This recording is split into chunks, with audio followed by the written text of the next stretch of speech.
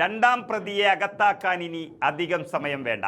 8 round പരിശോധന നടത്തിയ ഇഡിക്ക് മുന്നിൽ ഒരു കുടുംബം മുഴുവനും അവരുടെ സന്തത സഹചാരികൾ വരെ ജയിലറകൾക്കുള്ളിലാകാനുള്ള എല്ലാ സാധ്യതയുമാണ് കാണുന്നത്. കഴിഞ്ഞ തെരഞ്ഞെടുപ്പ് കാലത്ത് റോഡ് ഷോ നടത്തിയപ്പോൾ ജനം കൂവിവിട്ട ഒരു മാതൃകയുണ്ടെങ്കിൽ അത് മുഹമ്മദ് റിയാസാണ്.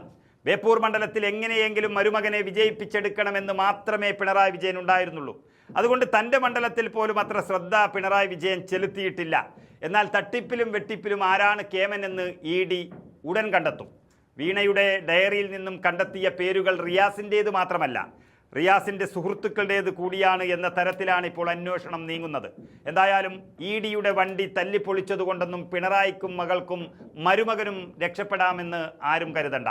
വി.ഡി. സതീശനെ നുണയനായി മുദ്രകുത്താൻ ഓടി നടക്കുന്ന റിയാസ് ഒരു കാര്യം ഓർക്കുന്നത് എന്തുകൊണ്ടും നല്ലതാണ്. നുണയേക്കാൾ വലുതാണ് തട്ടിപ്പും വെട്ടിപ്പുമൊക്കെ. കാരണം കരിമണൽ കമ്പനിയായ CMRൽ നിന്ന് സേവനങ്ങളൊന്നും നൽകാതെ കോടികൾ കൈപ്പറ്റിയ കേസിൽ ഇഡി അന്വേഷണം ഇപ്പോൾ പുതിയൊരു ഘട്ടത്തിലേക്ക് കടന്നിരിക്കുന്നു. മുൻ മുഖ്യമന്ത്രിയുടെ മകൾ വീണയെ കേന്ദ്രീകരിച്ച് നടത്തുന്ന അന്വേഷണം ഒടുവിൽ മുഹമ്മദ് റിയാസിന്റെ വിശ്വസ്തരിലേക്കും കോഴിക്കോട്ടെ പ്രധാന സാമ്പത്തിക ശൃംഖലകളിലേക്കും പടരുന്ന കാഴ്ചയാണ് ഇപ്പോൾ കാണുന്നത്. രണ്ടാം ഘട്ട അന്വേഷണത്തിന്റെ ഭാഗമായി ഒരേ സമയം വിവിധ കേന്ദ്രങ്ങളിൽ മിന്നൽ പരിശോധന നടത്തുമ്പോൾ പ്രതിരോധിക്കാൻ വഴികളില്ലാതെ ഉലയുകയാണ് രാഷ്ട്രീയ വമ്പന്മാർ. വീണയുടെ വീട്ടിൽ നടത്തിയ പരിശോധനയിൽ ലഭിച്ച നിർണായകമായ ഡയറിയാണ് ഇഡിക്ക് പുതിയ വഴിത്തിരിവായത്. റിയാസിന്റെ സഹപാഠിയും KCK ഡെന്റൽ ഉടമയുമായ ഡോക്ടർ ഷൈജൽ, അതുപോലെ DTPC കോർഡിനേറ്റർ നന്ദുലാൽ, CPMന്റെ ജില്ലാ സെക്രട്ടേറിയറ്റ് അംഗം നിഖിൽ തുടങ്ങി നിരവധി വിശ്വസ്തരുടെ വസതികളിലേക്കാണ് ഇപ്പോൾ ഇഡി പരിശോധന വ്യാപിപ്പിച്ചത്. എക്സാലോജിക്ക് വഴി ലഭിച്ച അനധികൃത തുക ഭർത്താവിന്റെ സുഹൃത്തുക്കൾ വകമാറ്റിയോ എന്നാണ് ഏജൻസി പ്രധാനമായും സംശയിക്കുന്നത്. ഇതിനു പുറമെ 2023 രജിസ്റ്റർ ചെയ്ത ലേക്കർ ഇന്ത്യ കോർപ്പ് എന്ന സ്ഥാപനത്തിലേക്കും അന്വേഷണം നീളുന്നു.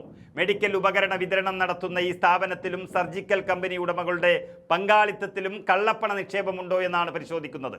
വസതികളിൽ നിന്നും സ്ഥാപനങ്ങളിൽ നിന്നും പിടിച്ചെടുത്ത ബാങ്ക് രേഖകളും സാമ്പത്തിക വിനിമയ തെളിവുകളും വിശകലനം ചെയ്ത ശേഷം സ്വത്തുക്കൾ കണ്ടുകെട്ടുന്നതിലേക്ക് കടക്കാനാണ് ഇഡിയുടെ നീക്കം. CMRൽ നൽകിയ തെളിവുകളും SFIO കൈമാറിയ 100-ലധികം അനുബന്ധ രേഖകളും കൂട്ടി വായിക്കുമ്പോൾ കുരുക്ക് വീണയിലേക്കും കുടുംബത്തിലേക്കും മുറുകുകയാണ്.